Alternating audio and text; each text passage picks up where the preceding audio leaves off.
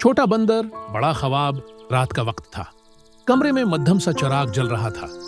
बाहर हल्की हवा चल रही थी और चांदनी फर्श पर जैसे सफेद चादर बिछा रही थी। नानी उम्मा अपने नवासे को लिहाफ में लिपेट कर सुला रही थी। छोटा सा नवासा जिसकी आंखें नींद से बोझल थीं, फिर भी जिद कर बैठा। नवासा, नानी उम्मा, एक आखिरी कहानी प्लीज ना, ऐसी कहानी जिसमें बंदर हो और कोई बड़ा काम हो।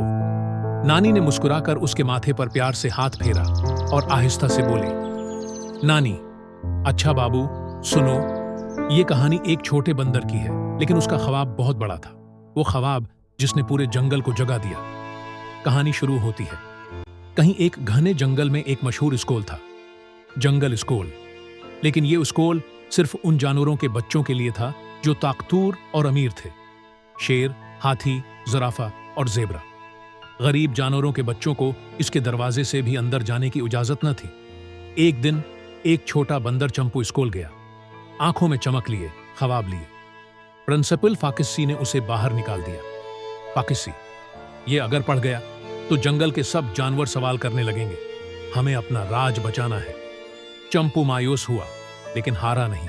रात को माँ बाप से कहा, चंपू, अगर मुझे यहां नहीं पढ़ने देते तो क्या हुआ, मैं फिर भी सीखूंगा।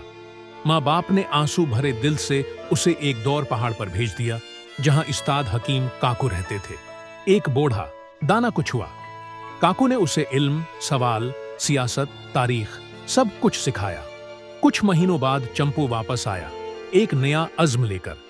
उसने गरीब जानवरों को चुपके चुपके सिखाना शुरू किया। इल्म का दिया एक से दूसरे तक पहुंचता गया। जानवर सवाल करने लगे, सोचने लगे। फाकिसी डर गई। उसने चंपू को गिरफ्तार करने का हुक्म दिया। लेकिन अब वो अकेला न था। एक रात चंपू ने चौराहे पर जलसा बुलाया।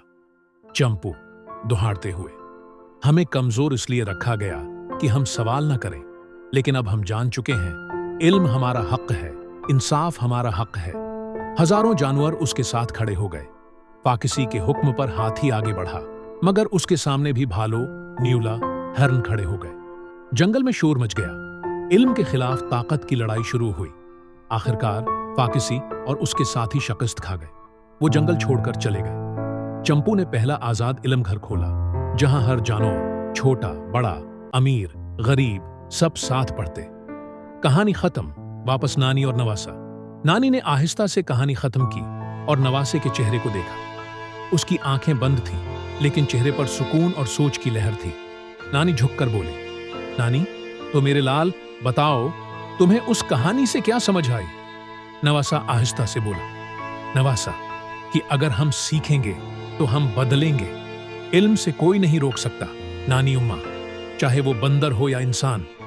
नानी ने मुस्कुराकर उसके माथे पर प्यार किया और आहिस्ता से चिराग बुझा दिया।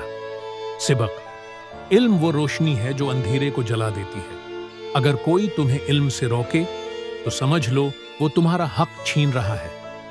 हक को लेने के लिए हिम्मत, सब्र और सच्चाई चाहिए, जैसे चंपू ने दिखाया।